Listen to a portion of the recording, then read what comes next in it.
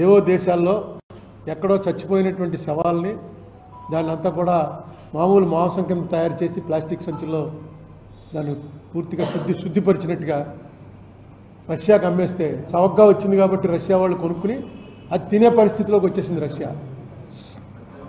ఏ Russia అయితే నువ్వా నేనా అన్నట్టు అమెరికాలో నిలబడినటువంటి రష్యా, ఏదైనా చూసుకోండి, ఒలింపిక్స్ చూసుకోండి, లేదు కోల్డ్ వార్, అటు రష్యా వైపు ఉండాలి లేకపోతే అమెరికా వైపు ఉండాలి, అంత బలంగా ఉన్నటువంటి రష్యా ఈ సంస్కరణలు చేయటంలో వచ్చినటువంటి దేశం మొక్కలైపోయింది. మనిషి మాంసం తినవలసినటువంటి దుస్థితిలోకి వచ్చారు అక్కడ ప్రజలు. ఎందుకంటే చౌకగా అదే దొరుకుతుంది, అదే కొనుక్కున్నారు. అదే సమయంలో మన ఇండియాలో సంస్కరణని రాజకీయంగా పివి నరసింహారావు గారు, ఆర్థిక పరంగా మన్మోహన్ సింగ్ గారు, వీళ్ళిద్దరూ కలిసి ఎంత ఖచ్చితంగా అమలు చేశారంటే రోజు పార్లమెంట్లో, లోక్సభలో, రాజ్యసభలో దాని మీద చర్చ జరుగుతూనే ఉండేది. దాన్ని వ్యతిరేకించే వాళ్ళు మాటి మాటికి మనందరం విన్నాం. ఆ టైంలో ఉన్న వాళ్ళందరం ఈయన జేబులోనే పెట్టి తిరిగేవాడు రాజీనామా మన్మోహన్ సింగ్. ఎందుకంటే ఆయనకి ఇది అలవాట్లేదు, ఇలా నిలదీసి నువ్వు ఇంత సర్వనాశనం చేసావు, నీ అంత దేశద్రోహి ఎవడో లేడు, ఇలా మాట్లాడే అలవాట్లేదు అతనికి. సింపుల్ లివింగ్, చాలా మామూలు మనిషి. పివి గారు తీసుకొచ్చి ఆయన్ని పెడితే పివి గారితో చెప్పేవాట, నేను రాజీనామా అంటే ఏ అక్కలేదు, రాజకీయం నేను చూసుకుంటాను, ఆర్థిక పరిస్థితులు నువ్వు చూసుకో, నీకున్నటువంటి నాలెడ్జ్ వాడు అని. పివి నరసింహారావు గారు 91 to 96లో ఈయన ఆర్థిక మంత్రిగా ఏదైతే వేశారో, చంద్రశేఖర్ గారు ఒక మాట చెప్పాడు. అంతకుముందు చంద్రశేఖర్ ప్రధానమంత్రిగా ఉన్నప్పుడు ఈయన అడ్వైజర్గా తెచ్చుకున్నాడు. ఇదే మనిషిని పివి గారు తీసుకొచ్చి ఫైనాన్స్ మినిస్టర్ చేశాడు. చేస్తే చంద్రశేఖర్ నవ్వుతూ కామెంట్ చేశాడు, నేను గడ్డం గీసుకోవడానికైనా ఒక బ్లేడ్ తెచ్చుకుంటే ఆ బ్లేడ్ పట్టుకుని పివి నరసింహారావు గుండె ఆపరేషన్ చేయడానికి ట్రై చేస్తున్నాడు, ఏంటో ఏం జరుగుతుందో. ఎందుకంటే చంద్రశేఖర్ టైంలో ఫెయిల్యూర్ అది. చంద్రశేఖర్ టైంలోనే గోల్డ్ మొత్తం వెళ్ళిపోయింది. డైరెక్ట్గా తనఖా పెట్టినటువంటి గోల్డ్ని లిఫ్ట్ చేసి బ్రిటన్ తీసుకెళ్ళిపోయారు. అలాంటి ఆర్థిక పరిస్థితుల్లో ఈ దేశం పివి చేతిలోకి వస్తే సమర్థుడైనటువంటి వ్యక్తి చేతిలో పెట్టాడైనా. తర్వాత 10 ఏళ్ళు ప్రధానమంత్రిగా పనిచేసినప్పుడు కూడా మన్మోహన్ సింగ్ గారు, మనకు అందరికీ ఏంటంటే మన్మోహన్ సింగ్ ముని అని, కానీ నాకు తెలిసి ఇప్పటివరకు ఏ ప్రధానమంత్రి కూడా ప్రతి నెల మీడియాని మీట్ అయిన ప్రధానమంత్రి నేనైతే అంతకుముందు వినలేదు. ఎందుకంటే మీడియాని మీట్ అవ్వాలంటేనే చాలా ఎంబ్రాసింగ్ సిచ్యుయేషన్. ఇంకా సభల్లో, లోక్సభ కానీ రాజ్యసభ కానీ, అక్కడ ప్రధానమంత్రి సమాధానం చెప్పవలసిన పని లేదు.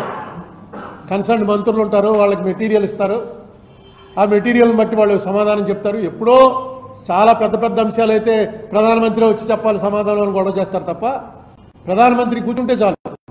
ప్రెస్ మీట్ అలా ఉండదు. ప్రెస్ మీట్లో చైనా గురించి ఏదో మీకు తెలియదే ఉంది, మీరంతా ప్రెస్సే కదా, చైనా బోర్డర్ గురించి ఏదో మాట్లాడదామని ప్రెస్ మీట్ పెడితే అందులో కేరళలో తుఫాన్ గురించి మాట్లాడండి అంటారు, ఎంత కేటాయించారంటారు. ఎప్పుడు కూడా ఎంబ్రాస్మెంటే ప్రెస్ మీట్లు ప్రధానమంత్రి స్థాయి వ్యక్తికి. కానీ ఆయన ప్రతి నెలా ఓ ప్రెస్ మీట్ పెట్టాడు. ప్రెస్ మీట్ మానడం సమస్య లేదు. ప్రెస్లో అందరికీ ఏదో 4 క్వశ్చన్లు వేయండి, 10 క్వశ్చన్లు వేయండి అని కాదు, మొత్తం ఉన్న వాళ్ళందరూ ఆ చివర ఆయన 2 సార్లు చేయొత్తాడంటే ఈయనే చెప్పేవాడు నెమ్మదిగాను, అడుగుదాం అనుకుంటున్నాడు లేకుండా. 200-300 మంది ఉండేవారు ప్రెస్. ఏనాడు కూడా మనకేంటంటే జనరల్గా గట్టిగా మాట్లాడడం, బహిరంగ సభలో ఉపన్యాసాలు ఇవ్వడంలో ఆయనకి పెద్ద అలవాటు లేదు. అందుకే ఆయన వైజాగ్ వచ్చినప్పుడు పబ్లిక్ మీటింగ్ పెట్టారు. ఆ పబ్లిక్ మీటింగ్లో నేను ట్రాన్స్లేటర్ని. మనం ట్రాన్స్లేట్ చేస్తుంటే జనం విపరీతంగా చప్పట్లు, ఏళ్ళలో ఇవన్నీ 25-30 వేల మంది ఉన్నారు జనం. మన్మోహన్ సింగ్ గారు వెంటనే అన్నాడు, నేను ఎన్నో మీటింగ్లు మాట్లాడాను కానీ ఇలా జనాలు కేరింతలు కొట్టడం ఎక్కడా వినలేదు. ఇదేంటంటే వెంటనే రాజశేఖర రెడ్డి గారు చెప్పాడు, ట్రాన్స్లేటర్ అరుణ్ కుమార్ ఉంటుంది మీటింగు, మీరు చెప్పండి అని. ఆయన ఎంత సంతోషపడిపోయాడంటే మాటగా ఆగి అలా నవ్వుతూనే ఉండేవాడు. ఏదైనా ఒక సెంటెన్స్ మాట్లాడి ఆగేవాడు. చివరికి నా ట్రాన్స్లేషన్ వినడానికి కోసం ఆయన స్పీచ్ ఇస్తున్నాడు అన్న లెవెల్లో ఇంప్రెస్ అయ్యాడు ఆయన. ఎందుకంటే ఆయనే చెప్పేశాడు, నాకు ఎప్పుడు ఇలా ఉండదు నా మీటింగ్ అంటే, ఇదేంటి ఇంత పాజిటివ్ అప్లాజ్ వస్తుంది నా మీటింగ్ అని. అంటే అదే రాజశేఖర రెడ్డి గారు మావాడు చెప్తే అలాగే ఉంటుందండి, మీరు చెప్పండి అని. నిజంగా అంత కామ్ గోయింగ్. ఆయనలో అతి పెద్ద గొప్పతనం అంటే, మేము ఎవరన్నా సరే పొలిటీషియన్స్లో వచ్చిన చిన్నవాడి నుంచి పెద్దవాడి వరకు మాట్లాడడానికి ఇష్టపడతాం. ఎక్కువసేపు ఎక్కువ చెప్పాలి, అవతల వాడు డిబేట్లోకి వస్తే వాడికన్నా నేను గొప్పవాడిని అనిపించుకోవటం కోసం ఇంకా మాట్లాడి మన్మోహన్ సింగ్ ఆయన వినటానికి ఇష్టపడతాడు. ఎంత చిన్నవాడైనా సరే వెళ్ళి ఏదైనా చెప్తుంటే పేషెంట్గా వినటానికి ప్రధానమంత్రి స్థాయిలో ఉండి కూడా పార్లమెంట్ జరుగుతున్నప్పుడు అయితే ఎప్పుడైనా ఆయన ఆఫీస్లోకి వెళ్ళిపోవచ్చు. ఏ ప్రధాని అయినా సరే ఎంపీ అయినా వెళ్ళి మీట్ అవ్వాలంటే అపాయింట్మెంట్ తీసుకోవాలి. అపాయింట్మెంట్ ఒక్కోసారి దొరుకుతుంది, ఒక్కోసారి దొరకదు. ఇష్యూ ఏంటో చెప్పాలి, ఎందుకు కలవాలనుకుంటున్నానో చెప్పాలి. ఆ కలవడానికి ఆయన ఇష్టపడాలి, లేకపోతే ఇది నేనేం చేస్తాను పలానా మినిస్టర్ అంటారు. ప్రధానమంత్రిని ఆయన లోక్సభలో వచ్చి కూర్చున్నప్పుడు మేము వెళ్ళి కలవచ్చు, కానీ పక్కన వెళ్ళి మాట్లాడడానికి ఆయన ఆఫీస్లోకి వెళ్ళి మాట్లాడాలంటే మాత్రం ఏ ప్రధానికైనా అపాయింట్మెంట్లు ఉండాలి. అంతకుముందు 2-3 ప్రధానుల ఆఫీసులకు వెళ్ళాను నేను ఎంపీలతో కలిసి. నేను సొంతంగా వెళ్ళడానికి లేకపోయినా ఎంపీలతో కలిసి. మన్మోహన్ సింగ్ గారికి మాత్రం ఎవరైనా లోపలికి, ఇప్పుడు మనకు ఎవరైనా కలవటానికి వచ్చిన వాడు లోపల కాగితం ఎలా పంపిస్తాడో అలా అక్కడికి వెళ్ళటం, ఆ కాగితం లోపల పంపించడం, వెంటనే పిలిచేసేవాడు ఆయన. తర్వాత మనం కూర్చున్నట్టే ఇలా ఒకటితోటి సీరియస్గా ప్రిన్సిపల్ సెక్రటరీతో మాట్లాడుతుంటే రాజమండ్రి ఎంపీ వచ్చేటంటే రమ్మను. అంటే అసలు అక్కడ ఏమి రహస్యాల చర్చలు కానీ ఏమీ ఉండవు. దా కూర్చో, ఇతను మాట్లాడి ఈయన పంపాక మాట్లాడినా ఏమన్నా అర్జెంటా? లేదు సార్, ఆయన పంపాక మాట్లాడండి. వినటం అనేది బహుశా నాకు తెలిసి మన్మోహన్ సింగ్ గారి దగ్గర నేర్చుకోవాలి. మేము 1998-99లో రాజశేఖర రెడ్డి గారు ఉచిత విద్యుత్ పెట్టాలంటే అక్కడ ఎలక్షన్ మేనిఫెస్టో కమిటీ అని ఒక కమిటీ ఉండేది, ఎప్పుడూ ఉంటుంది కాంగ్రెస్ పార్టీలో. ఆ కమిటీ హెడెడ్ బై ఈయన ప్రణబ్ ముఖర్జీ. ప్రణబ్ ముఖర్జీ గారి దగ్గరికి రాజశేఖర రెడ్డి గారు వెళ్తుంటే ఆయనతో పాటు నేను కూడా వెళ్ళాను. రాజశేఖర రెడ్డి గారు ప్రణబ్ ముఖర్జీ దానికి ఎక్స్ప్లెయిన్ చేసి ఇది ఉచిత విద్యుత్ ఇవ్వాలనడానికి కారణాలు ఇవి అని చెప్తే ప్రణబ్ ముఖర్జీ గారు ఎందుకు ఆయన ఒప్పుకోలే. జయరాం రమేష్ గారు కూడా ప్రణబ్ ముఖర్జీకి అసిస్ట్ చేసేవారు. మన్మోహన్ సింగ్ దగ్గరికి వెళ్ళమన్నారు. ఎందుకంటే పంజాబ్లో అప్పటికే ఇది పెట్టి ఫెయిల్ అయింది. సరే, మన్మోహన్ సింగ్ గారి దగ్గరికి వెళ్ళాం. నేను మొట్టమొదటిసారిగా ఆయన్ని డైరెక్ట్గా కలవటం అదే.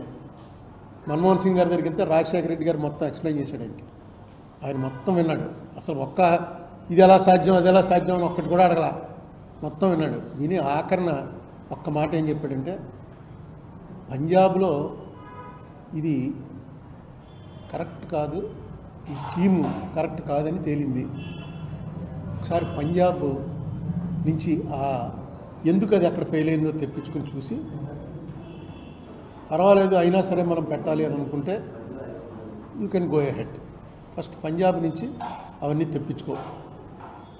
ఇంతే ఆయన మొత్తం మాట్లాడిన మాట ఒకే మాట. దాంట్లోనే ఆయన అర్థం ఏమి వచ్చింది, నాకేం అభ్యంతరం లేదు ఎకనామికల్గా వైబుల్లా కాదా. ఎకనామికల్ వైబిలిటీ అనేది top most priority Manmohan Singh గారికి. అటువంటి ఎన్ని మాటలు. ఇప్పుడు ఆయనకి పెద్ద పేరు, ఆయనకున్న పెద్ద జోక్ ఏంటంటే ఆయన మీద అసలు నోరెత్తనవాడు కూడా ప్రధానమంత్రి అవ్వచ్చని ప్రూవ్ చేసేవాడు, నోట్లో నాలుగు లేనివాడు కూడా ప్రధానమంత్రి అని ప్రూవ్ చేసేవాడు. ఎవర్రా అంటే మన్మోహన్ సింగ్. మౌనముని, మాట్లాడు ముని అన్నంత వరకు నేను ఒప్పుకుంటాను, కానీ మౌనముని కాదు. అన్నిసార్లు ప్రెస్ని మాట్లాడడానికంటే ఎంత దమ్ము ఉండాలి. ప్రెస్ని పిలిచి ప్రతి నెల ప్రెస్ మీట్ పెట్టాలంటే అంత దమ్మున్నటువంటి మనిషి. ఎందుకంటే తన సబ్జెక్ట్ మీద తనకి పూర్తిగా అవగాహన ఉంది, పూర్తిగా ఎక్స్ప్లెయిన్ చేయడానికి ఆయన ప్రొఫెసర్గా పనిచేశాడు. ప్రొఫెసర్గా పనిచేసి వచ్చినటువంటి వ్యక్తి. స్టూడెంట్స్కి ఎలా చెప్పాలో ఆయనకి తెలుసు. మీడియా అనేటప్పటికి డెఫినెట్గా చదువుకున్న వాళ్ళు వస్తారు.